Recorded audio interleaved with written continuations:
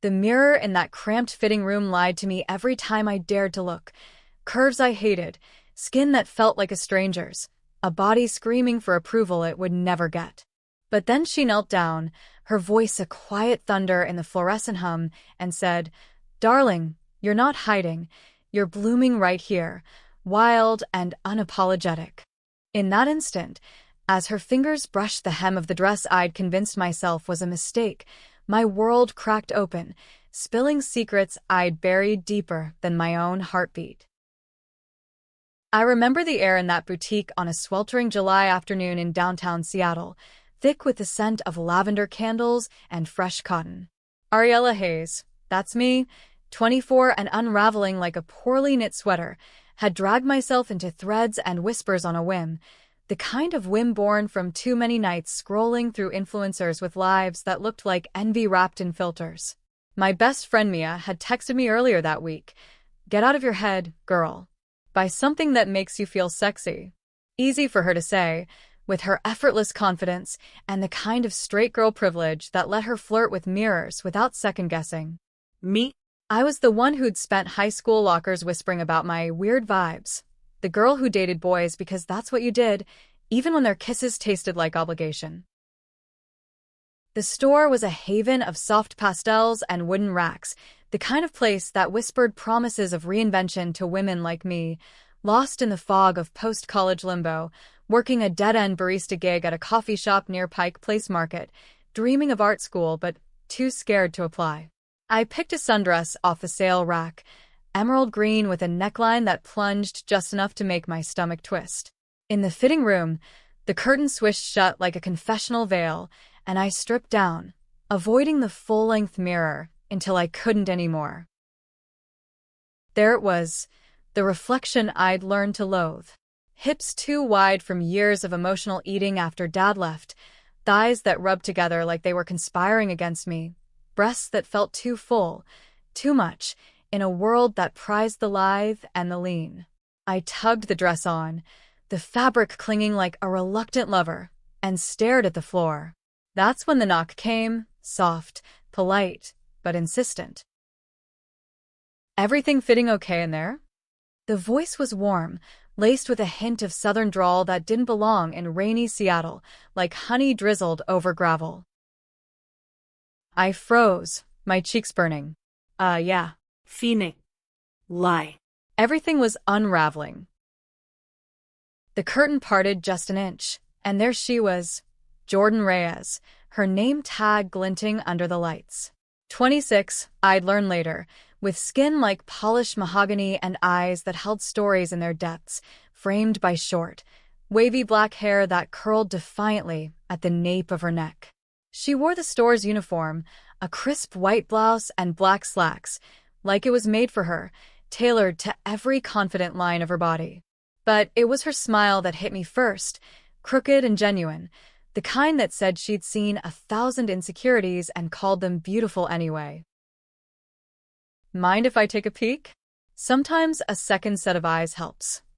Before I could stammer a no, she slipped in, the space shrinking around us like the world had decided to eavesdrop.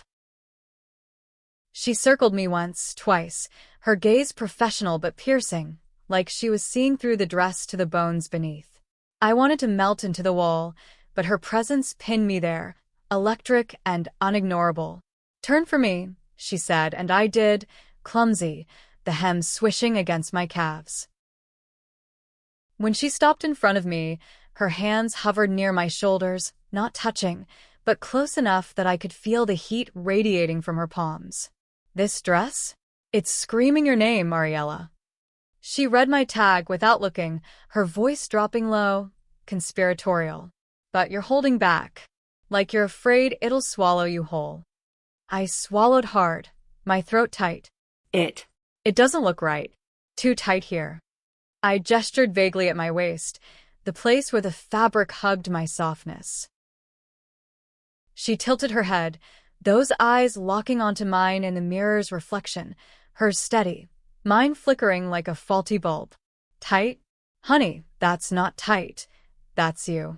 Every curve, every dip, it's the story of a woman who survived storms and still stands tall. You're not too much.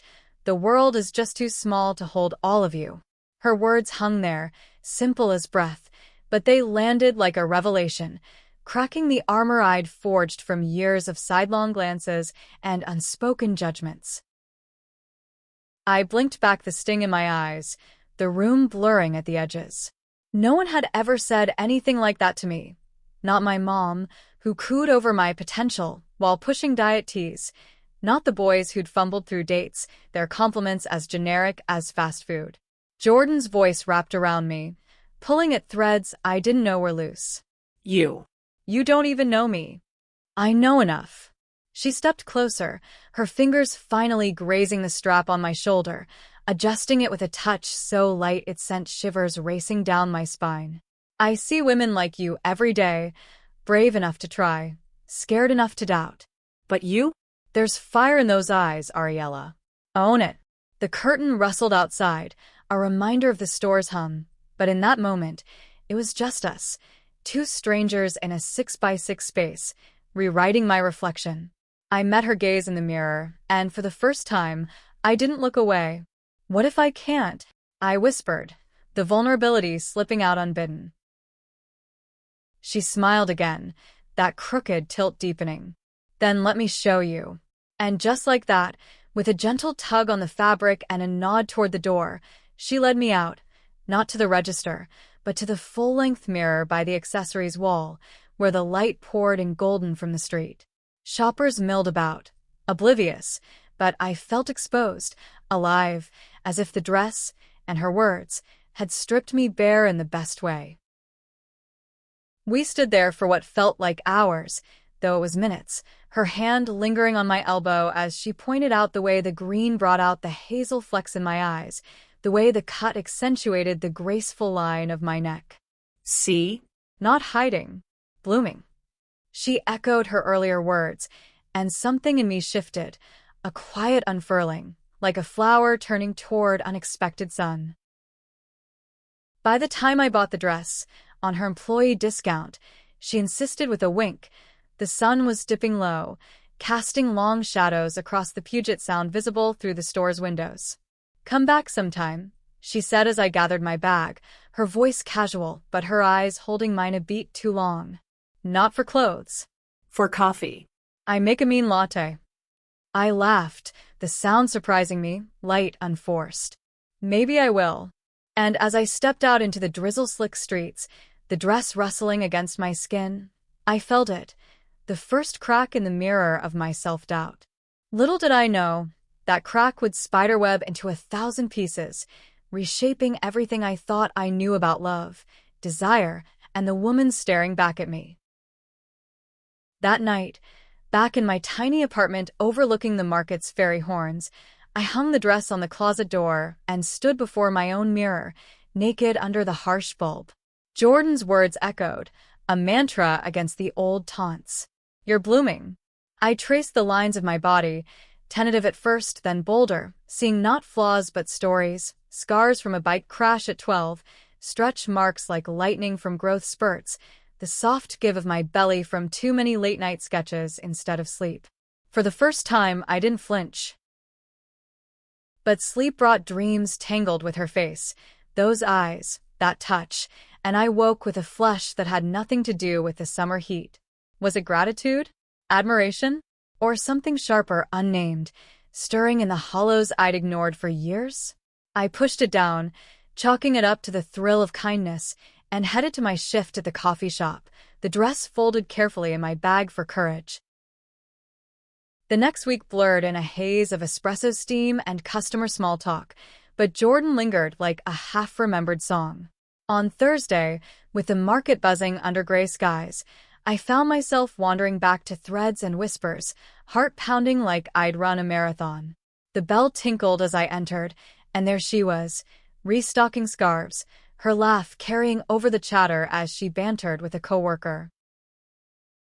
Ariella, she called, spotting me before I could hide behind a rack. The dress treating you right? I held up my phone, a photo of me in it at a park bench, Mia photobombed in the background. Better than right. Thank you.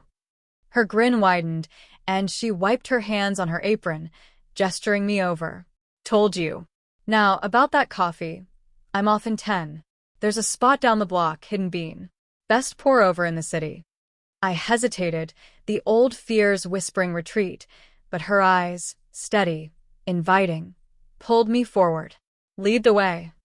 Hidden Bean was a nook of mismatched chairs and exposed brick, the air rich with roasted beans and indie folk strumming from hidden speakers. We settled at a corner table by the window, rain pattering against the glass like impatient fingers. Jordan ordered for us, black for her, oat milk latte for me, and as the steam rose between us, the conversation flowed easy, like we'd been trading stories for years. She was from Austin originally, transplanted to Seattle 2 years back, chasing a graphic design dream that had stalled in freelance gigs. This job pays the bills, she said, stirring her cup, but it's the people that keep me here. Like you, walking and looking like you were carrying the weight of the world, and leaving with spark. I blushed, sipping to hide it. Spark? That's a new one. Usually it's quiet or artsy. Those are code for deep, she countered, leaning in. Tell me about the artsy part.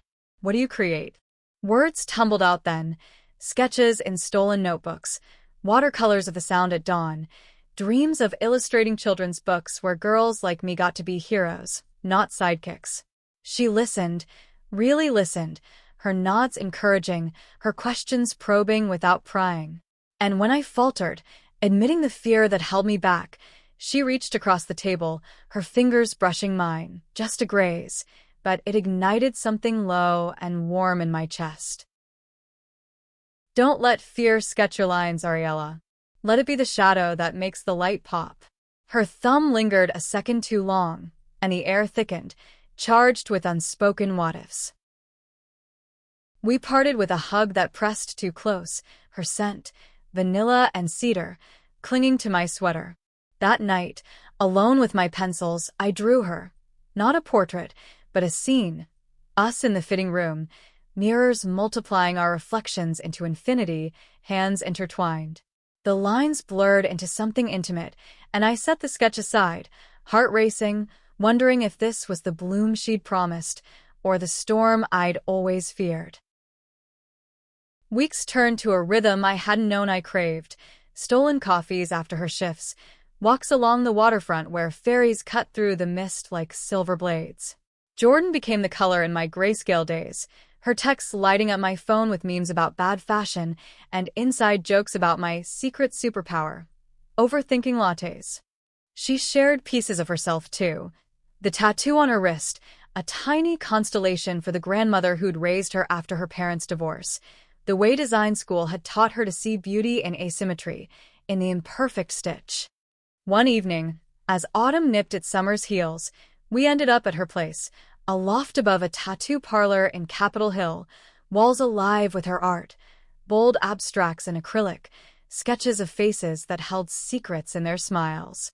Make yourself at home, she said, kicking off her boots, the space feeling less like a stranger's and more like a possibility. We cooked, pasta with pesto from her windowsill basil, wine from a box that tasted like rebellion, and as the candles flickered, conversation dipped into deeper waters. Ever been in love? I asked, twirling noodles, the question slipping out bolder than intended. She paused, glass midway to her lips, her gaze softening. Once. It was messy, beautiful, ended because I was too scared to name it. What about you? Boys, I admitted, awkward fumblings, hearts given too freely to those who didn't know what to do with them. But it never felt Right. like I was playing a part in someone else's story. Jordan set her fork down, the clink echoing. Maybe you were waiting for your own chapter, with someone who sees the whole book. Her voice was low, the words heavy with intent, and when she stood to clear plates, her hand found mine under the table, squeezing once, twice, before letting go. The air hummed after that, every glance loaded, every laugh laced with undercurrent. I left with a goodnight hug that lingered into almost a kiss, her breath warm against my cheek. Back home, the sketchbook called, and I filled pages with us, hands laced on a bench, lips brushing in shadow. Desire, I'd called it in whispers to Mia over phone calls, but it was more, a pull toward her that mirrored the ache I'd always carried, now named and aching sweeter. But doubt is a thief, and mine crept in during quiet hours. What if this was just her kindness, extended to the broken girl in the fitting room? What if I was reading maps wrong, mistaking friendship for the map to something forbidden? Seattle's rain mirrored my turmoil, relentless sheets that blurred the lines between want and fear. The turning point came on a crisp October Saturday, leaves carpeting the paths in Discovery Park like scattered confetti. We'd planned a hike, her idea, to clear the cobwebs, and as we crested a bluff overlooking the sound, wind whipping our scarves, she stopped, turning to me with that look, the one that stripped pretenses. "Ariella," she said, voice cutting through the gusts, "I can't keep pretending this is just coffee and chats. You light up rooms I didn't know were dark. And I think, God, I hope you feel it too." My heart thundered, louder than the waves below. "Jordan, Words failed, but my body didn't. I stepped closer, our breaths mingling, and then her lips were on mine, soft at first, tentative, then deepening with the hunger we'd both banked. It was salt and rain and revelation, her hands framing my face like I was porcelain worth cherishing, mine tangling in her hair, pulling her nearer. We broke apart gasping, foreheads pressed, laughter bubbling up through tears I hadn't noticed falling. "I've wanted that since the fitting room," she murmured, thumb tracing my jaw. "Since I saw you, really saw you." "Me too," I confessed, the admission freeing. "You made me see myself. And now I want to see us." That kiss unlocked doors I'd bolted shut, nights tangled in her sheets, learning the geography of her body with whispers and touches that healed old wounds, mornings where sunlight slanted through blinds, her head on my chest, murmuring dreams over coffee brewed strong. Love, it turned out, wasn't the fireworks I'd chased in straight lines, but this. Quiet fires, shared silences, the safety of being seen. Yet life, that cruel editor, had red pen ready. My mom's annual visit loomed, her Bible Belt roots clashing with Seattle's progressive pulse.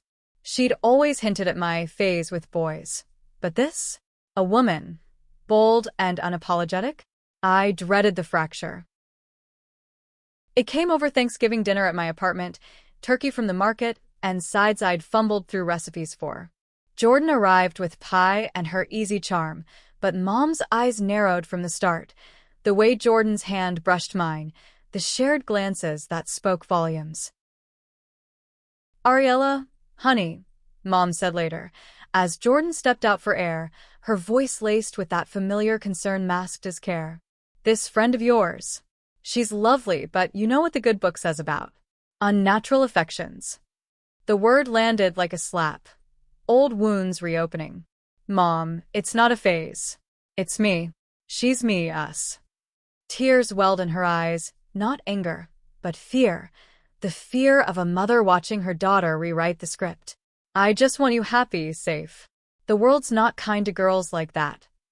Jordan returned then, sensing the chill, and excused us early, her arm around my waist to shield. In the car, rain lashing the windshield, I broke, sobs for the girl I'd been. The love I feared losing. She pulled over, holding me through it. "Your mom's scared because she loves you. But you? You're brave, Ariella. And I'm here, all in."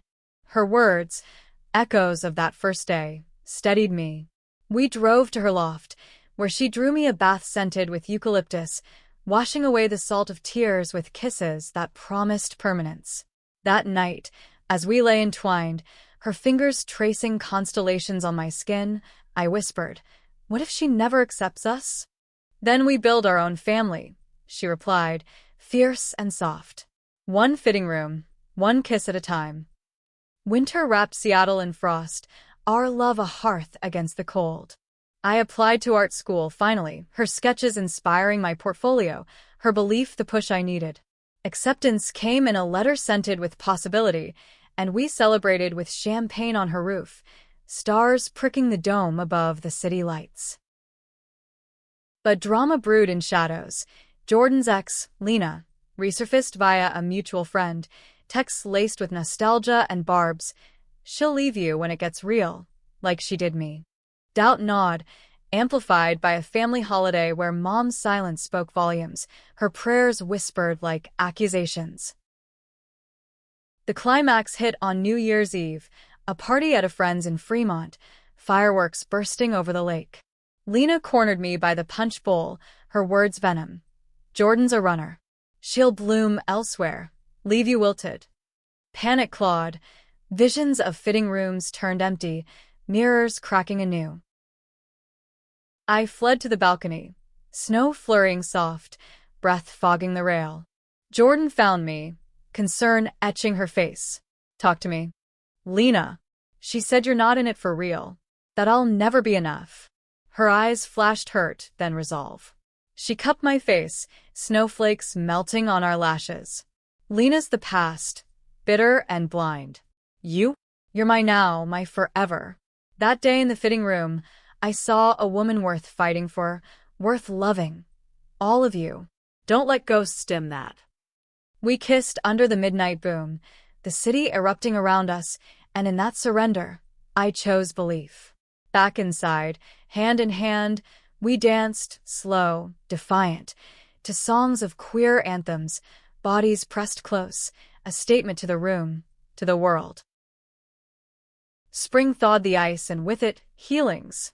Mom visited again, tentative, bearing not judgment but questions, real ones, born of nights alone with her own reflections.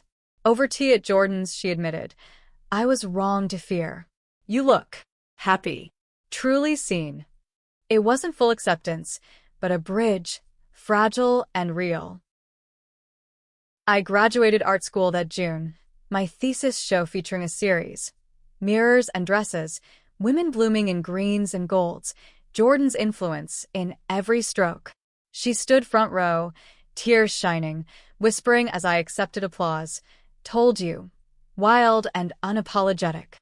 Our life wove onward, a shared studio in Ballard, trips to Austin where Jordan showed me her roots, adoptions of rescue cats that curled between us like furry chaperones. Love, I learned, wasn't absence of storm but dancing in it, her words from that fitting room the compass through every gale. Years later, on our 5th anniversary, back in Threads and Whispers, now our ritual spot, I slipped into that emerald dress, Jordan adjusting the hem with familiar hands. "Still blooming," she teased. "With you? Always." And in the mirror, we stood together, not two, but one reflection, infinite and whole. The end wasn't an end, but a beginning.